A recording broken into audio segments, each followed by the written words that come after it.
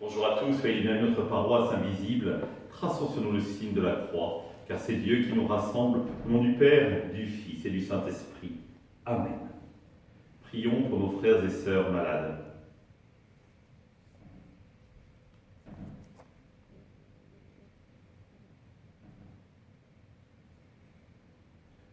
Prions pour les soignants et ceux qui œuvrent pour le bien commun.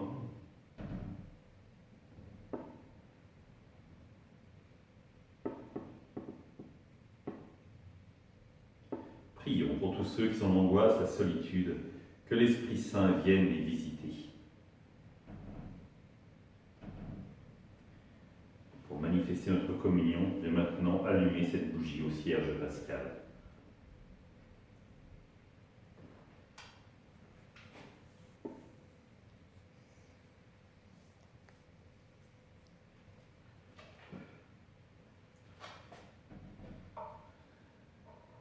Dans l'évangile de Luc, en ce temps-là, quand les parents de Jésus vinrent le présenter au temple, il y avait une femme prophète, Anne, fille de Phanuel de la tribu d'Azer. Elle était très avancée en âge, après 7 ans de mariage, demeurée veuve, elle était arrivée à l'âge de 84 ans. Elle ne s'éloignait pas du temple, servant Dieu jour et nuit dans le jeûne et la prière. Survenant à cette heure même, elle proclamait les louanges de Dieu et parlait de l'enfant à tous ceux qui attendaient la délivrance d'Israël. Lorsqu'ils eurent achevé tout ce qui prescrivait la loi du Seigneur, ils retournèrent en Galilée, dans leur ville de Nazareth. L'enfant, lui, grandissait et se fortifiait, rempli de sagesse, et la grâce de Dieu était sur lui. Acclamons la parole de Dieu. Louange à toi, Seigneur Jésus.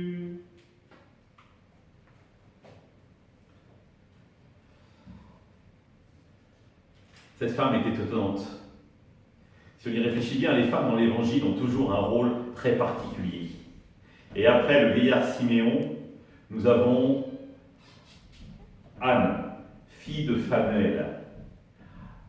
Un âge canonique pour l'époque, 84 ans, mais qui nous dit justement la dimension de l'âge, dans la tradition hébraïque, était mon signe de vénérabilité.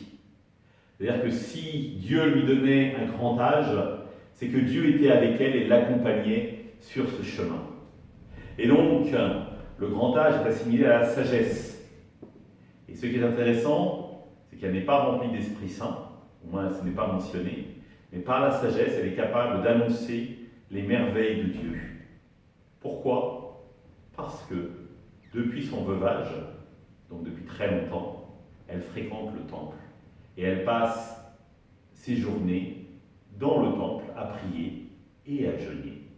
C'est-à-dire qu'elle est en disponibilité fondamentale pour être capable de reconnaître dans l'enfant Dieu qui vient la visiter.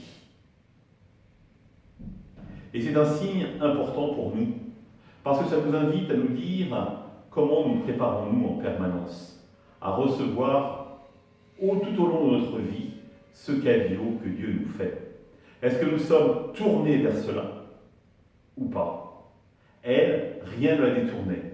Le temple, la prière, le jeûne. Rien ne pouvait l'éloigner de Dieu. Et je crois qu'il est important pour nous de nous poser la question, finalement, quelles sont les choses qui m'éloignent de Dieu ? Il ne s'agit pas de nier ces choses, mais de les regarder objectivement pour se dire, est-ce que dans la durée, elles vont m'en détourner et m'éloigner progressivement, ou au contraire, est-ce que ce sont des choses dont j'ai besoin pour mes loisirs, etc., qui me permettent après, parce que ça va m'ouvrir aux autres, de pouvoir m'ouvrir à Dieu. Toute notre vie doit être habitée par la présence de Dieu, comme toute la vie d'Anne était habitée par sa présence.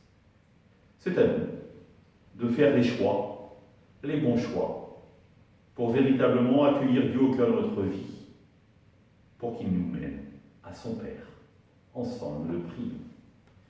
Notre Père, qui es aux cieux, que ton nom soit sanctifié, que ton règne vienne, que ta volonté soit faite sur la terre comme au ciel.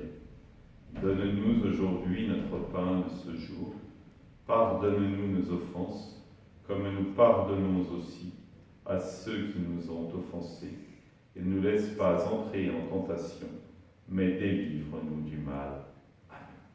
Que le Seigneur nous bénisse, nous accompagne pour la journée, nous garde dans la paix. Au nom du Père, du Fils et du Saint-Esprit. Amen. Je vous invite à aller voir la petite vidéo de Myriam qui nous raconte son expérience de Dieu. À demain.